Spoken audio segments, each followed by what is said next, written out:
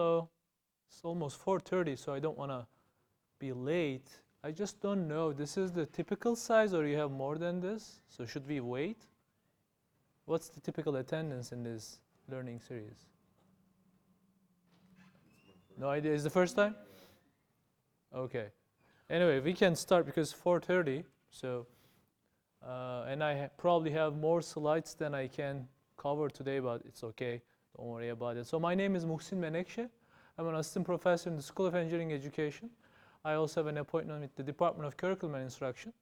So today, the topic is on reflection and metacognition, and this is part of my research. So we'll be talking about this for the next 45 minutes. And to do that, actually, my first slide is basically, I am prompting you to reflect on your experiences. So a small activity. So 3 questions, I believe. One more question here. Yeah. So take some time, like a couple minutes, okay? What are your most effective study strategies? How do you know they're effective? And why do you think they are effective? So this can be specific to a certain class. This can be more general, or in any class that you use. And you have been through all these challenges through middle school, high school, and I don't know, you guys are like freshmen, sophomore, seniors. So depending on your experiences, you may go through different study strategies. So can you think about, like, what is your most effective study strategy? Maybe just 1 or 2. So take like a minute. Then I will ask you to talk to your friend. Okay? You probably have something because you are in one of the top universities in this nation. So you should have some effective study strategies so you are successful actually on your classes.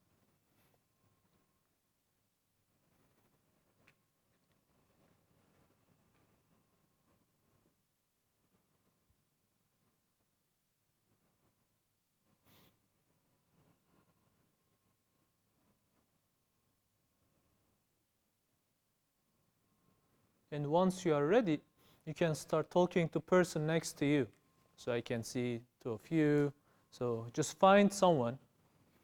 I don't know, you guys know each other beforehand, or this is the first time you are also meeting. But anyway, it doesn't matter. So introduce yourself to someone new.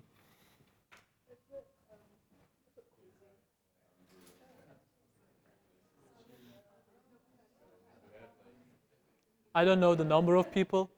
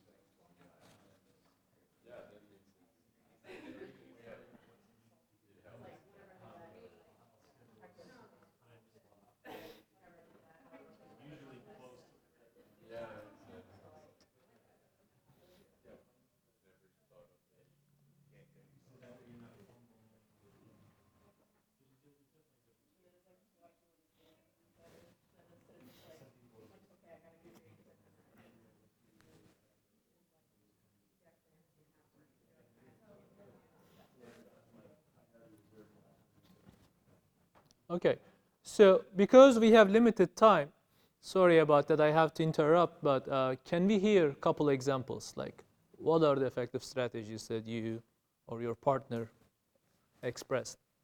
And how do you think they are effective? And why do you think, sorry? I'd say like quizzing yourself. Like Quizzing yourself? mini test, basically. Quizzing yourself, so why do you think that's effective? It's like you're basically taking the test, but like a pre-test to see what you need to study on. So Yeah, that's a very good strategy.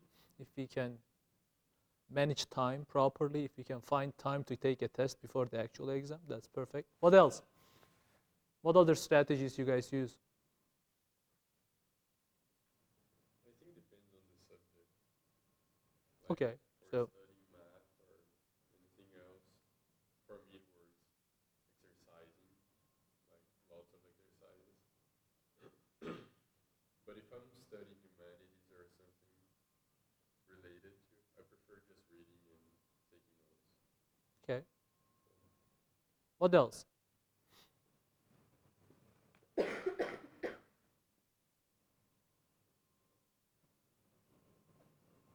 Nothing? No study strategies you guys use? Like, I don't know if any of you do, like, you have some group of friends and you study together, you discuss. I don't know if any of you do that. You discuss with other people, with peers. Maybe some of you. I mean, that's very effective. So trying to explain the concepts to someone else. So that calls like learning by teaching. That's called, like, that's one strategy. Okay, so there are different ways, and the most important thing is typically students, why they think they are effective. It's like based on how they are performing on a certain class or certain exam. So if they think they're performing well, they keep using the same strategies. They don't change those strategies. So that's part of the reflection. You're reflecting on your learning experiences. So if you go with the like a very formal definition, so like reflection is an important human activity in which people recapture their experience, think about it, mull it over, and evaluate it. And another example here, another definition from John Dewey, one of the most influential educational philosophers. So reflection involves not simply a sequence of ideas, but consequences, a consecutive ordering in such a way that each determines the next as its proper outcome, while each outcome in turn leans back on or refers to its predecessor. So these are the formal definitions of reflection. But if we divide by the different types of reflections, so broadly it can be divided by terms based on the timing, terms based on the content, and if you look at only the timing one, so before an experience, so reflecting on before an experience, during an experience, and after an experience. So for example, you're part of the EPICS, and some of you, maybe this is your first semester in EPICS, some of you have many years of experience with the EPICS related stuff. And if someone, let's say one of your friends or someone from high school is asking whether to join EPICS, right? So if you have to write a letter to future EPICS students based on your experiences, so you have to reflect on your experiences on EPICS, right? So like this can be just an example of an activity, a reflection activity. Write a letter to students who would like to join the EPICS next semester. What should incoming students expect to learn?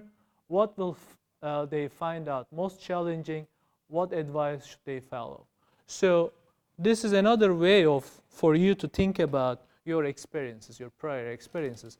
And once you have a task like this, you have to reflect on your experiences and write something formal to someone that have no idea what the EPICS is doing. So this helps you, both helps you and that student, right? So you are basically introducing the EPICS and what kind of things they will be learning, what kind of difficulties they may face, and what advice they follow. And this can happen for, like this is just for an EPICS, but if someone asks you whether to take a certain physics class or a certain class from engineering, or doing an internship in a certain company, or being a part of a social club, based on, it can be different individually, your experiences, but collectively it still gives a signal. Overall it describes, it's like a review process on these online products, right? When you go to Amazon.com for a certain product, you will see 500 reviews. So overall, you may have a sense, what the product's problems or the certain strengths or the, whatever the product or the service is. You may get this idea. And this is informative both for you, so you have to think about your experiences, but for the others as well. So very related term is metacognition. So it just refers to critical awareness of thinking and learning. So it's basically thinking about learning. And it includes the process of planning, monitoring, assessing your own knowledge or understanding and performance, and evaluating our current cognitive status, revising our goals, and these are all related to your academic performance as well, academic engagement, motivating ourselves and developing strategies to make ourselves more capable of adapting. There are different there are different activities related to metacognition, and the idea, why we are trying to improve students' metacognitive thinking, because prior research shows successful students that are good at metacognitively monitoring their understanding, they typically evaluate their learning needs more effectively. They generate strategies to meet their needs, again, on a timely manner, and they implement these strategies more effectively than students who are not successful at metacognitively monitoring their understanding and thinking. Okay, this thing is not working. Use the keyboard.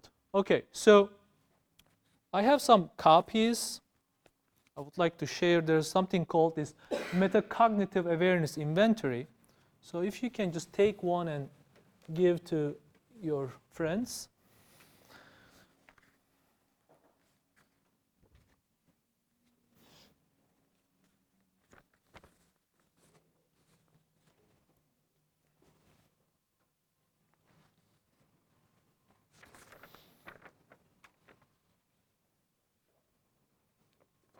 Okay, so there are like once you all receive, there are 2 pages on this. So just focus on the first page. Actually, there are 4 pages, back and forth. So in the first 2 pages, you will see like 52 statements. Statement like first one is, I ask myself periodically if I am meeting my goals. And then whether this is true or goal, whether you agree with this statement or not, like based on your experiences. So what the idea here is, you don't have to complete them all, and you don't need to write your name or anything. I'm not going to collect this back. Just this is a practice for you guys. So if you can just read some of the statements and just say true or false. Yeah, let's take some time. Then I'm going to explain what this is all about.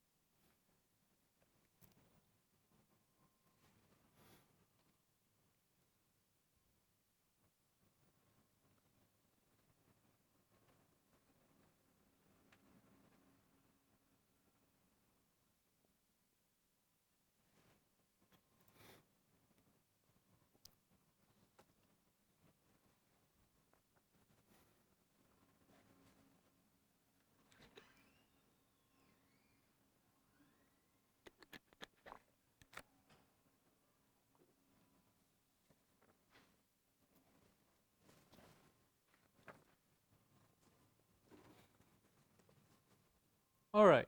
So let's talk about this inventory, MAI.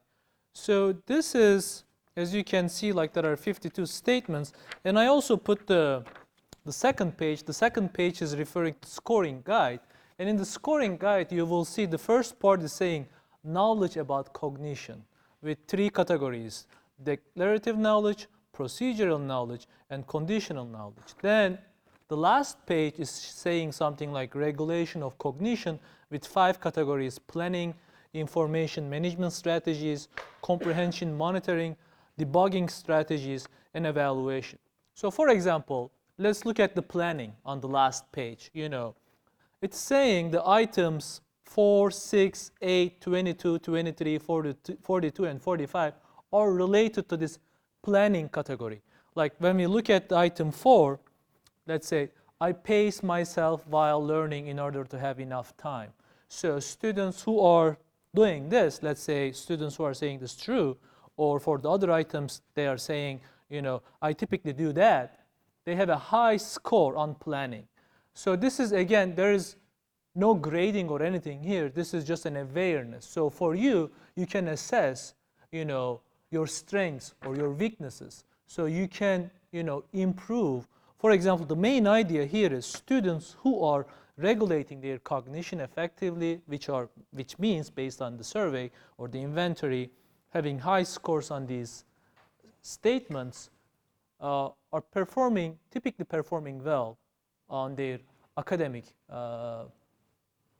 measures, like your courses or your other things related to that. So by looking at this, you can see, in which areas you may need help. So this is an exercise that can give you some input, some sort of feedback for in which areas of metacognition you guys may need help or may need support. Okay. So again, it can stay with you, and we are not collecting back. And there are other categories here, so you can check like declarative knowledge, procedural knowledge, conditional knowledge, and the other things. So this shows, what is your awareness level in terms of metacognition. Another exercise is something like metacognitive note-taking. So for example, in a class, you can have these table, let's say, what you already know. So you are describing briefly what you already know about the topic for a certain class. Then next section labeled as thoughts. In this section, you briefly share how you feel about this topic. So it's more like your feelings here, anxious, nervous, excited, curious. Then the third box here, you can see the relationships and the connection. You indicate how this topic connects to or relates to your previous topics and things you already know. So you're making a connection with your prior knowledge. Let's say you are learning something about a new concept in physics, and you may see your prior knowledge from the calculus class, how these concepts relate to the certain concepts from the calculus class or things like that. Or in an engineering class, in the, let's say in your thermodynamics class, how the new concepts you are learning related to the classes that you take in the chemistry, okay, in the certain concepts. And the questions, the last part is, in this section, writing any questions you have on this topic before the class begins. So this helps you to organize your thinking, okay? And this helps you to make a list of the questions so you can ask whether to instructional team, whether to your peers, whether to instructors, or taking help from online resources, or it may help you to study more on the certain things that you have confusions, the question part. Let's look at another example, the lesson wrapper. Students are told that they will be asked to consider the 3 key ideas from the class, and near the end of the class, students are asked to write 3 key ideas. Then the instructor now gives you 3 key ideas from her or his perspective, what should be the key ideas from the instructor. Then students can compare, okay, the list of the 3 key ideas they generated versus what the instructor is providing. So it can give a sense, actually, what are the similarities and differences between what the students are thinking as the key ideas from the class, and to summarize what the main concepts covered in that class. So these are like 3 exercises related to metacognition. And this is just a summary of the ideas here. Metacognitive activities can guide and help students as they identify what they already know, articulate what they learned, communicate their knowledge, set goals, monitor their progress, evaluate their own work, identify effective learning strategies, and transfer learning from one context to another context. Okay, so that's the part of the metacognition. Again, this is like a very brief information on what the metacognition is about and why it is relevant for student learning. Next part, I would like to talk about something called course mirror. This is my research project, so that's more relevant to what I do on a daily basis. So I don't know how many of you currently taking any large lecture courses. Are you taking any large lecture courses this semester, like with 100 students, 200 students, right? So the model is one instructor, many students, so the communication is very limited typically. It is heavily lecture-based like this right now. I am talking, but I'm not allowing you to interact with me that much, actually. So this is the model, and that's very common, especially research universities like Purdue. So, chemistry, physics, mathematics, lots of engineering classes, even psychology or sociology, typically first year, second year classes, they go with large lectures. And large lectures have a lot of problems because of the, this ratio between the students and instructors. So the main question behind the course mirror project was, how can we modify this passive nature of lectures and enhance students' engagement and learning outcomes in large lectures? So that was the primary question. Then what we did was, we developed mobile applications to prompt students to reflect on their learning experiences. Basically, think about, you all have some sort of smart devices, right? Either your phones or tablets or laptops. So as long as they are connected to the internet.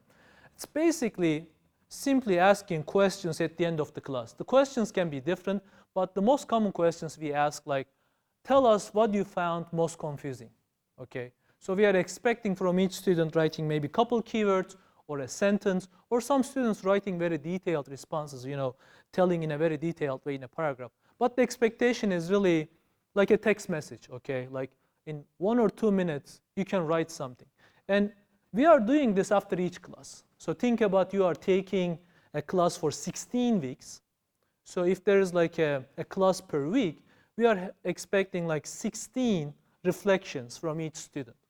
But getting reflections, okay, you are getting the reflections, so what? We are getting reflections from individual students. But in a large lecture, it's a problem. It's not manageable because, again, we have only one instructor, right? Let's say there are 200 students. That means 200 reflections. So what we do is, I don't know how many of you heard about natural language processing. It's part of the computer science. Basically creating summaries based on the common themes. Let's say we have 10 people in this room. If 8 of you say in your reflection a certain keyword, XYZ, in the summary that XYZ will appear. Okay? So from 200 students, if most of them are telling, okay, this concept was confusing, then we are creating a summary saying to the instructor, okay, students said this concept is confusing. And we are also sharing that summary with the students as well. So why we are doing that? So students can see what are the most common issues. So maybe the summary is very similar to what they wrote or very different. If it is very similar, they can feel, okay, the things that were confusing for me are also very confusing for my friends in this class. Or if it is very different, then it can be, oh, I didn't even think about this. Most of my friends had this confusion about this concept after this class, but I didn't even think about it. Or maybe, oh, that was so easy. I didn't understand why people are feeling that's confusing, blah, blah. But depending on the question, because we are asking now, I'm giving you an example from the most confusing concept. But we can change the reflection questions like, okay, tell us what you found most interesting on today. It can be different than what's confusing, right? So you may write things about that you learn rather than confusing. Depending on the reflection question, what the students are writing is different. So that's the heart of the project, okay? So I'm just giving you briefly. And all the text here is describing what I am telling you. And I would like to, this is one of the interfaces, okay? So let's say this is an industrial engineering class. Students are taking this class, they click. Okay, let's say lecture 15, they click on lecture 15. The question is exactly what I asked you. Describe what was confusing or needed more detail. Students are writing something, then they submit. And then once we have a lot of reflections from many students, we create a summary. Summary, I mean, again, it's very short. It depends on what the input is. If the student's input is very short, then the summary is very short. For example, what students said is bias of an estimator was confusing, or F distribution. So this data is coming from a statistics class in industrial engineering. So the terminology is related to statistics. So these are the terms, another thing students said, 1 and 2 sample estimation problems were confusing. So you can have the sense, what the summaries look like. Okay, so that's the model showing what the idea behind it. And again, this is an example what the student is actually writing. So student 1 is saying, it was confusing to find a proper way for all the functions to work together. Another example from a student, I am still a little bit confused with how the function scripts work. So this is, I believe, coming from the engineering 132 class. So the reflections here are more related to MATLAB. And then, these reflections, again, I am telling you, can help both students and instructors to engage in diagnosis and identify gaps or difficulties in comprehension of knowledge and skills. And what can they do? What can students do with this information? They may seek new information, extra study practice, solving. They may seek additional support from the instructors, teaching assistants, or peers. And instructors can use this information also to provide additional information, learning resources, study guides, practice problems, or targeted tutoring sessions. So they may address, if there's a problem session for that class, they may focus on the things students highlighted. Students are saying, okay, these are the confusing concepts. So, they may change their problem sessions based on those confusing concepts. Okay, so these are some of the research findings here. I'm not going to read all of them.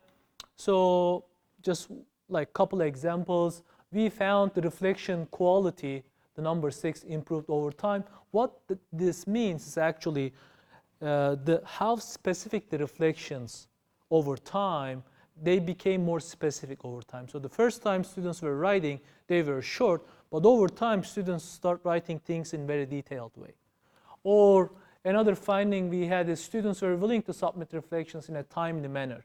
So that's another finding, because we have the timestamps and everything from the mobile application, so we can see when students are submitting. Some students are submitting right after the class, or some students are waiting and submitting next day, or things like that. So these were the questions we used.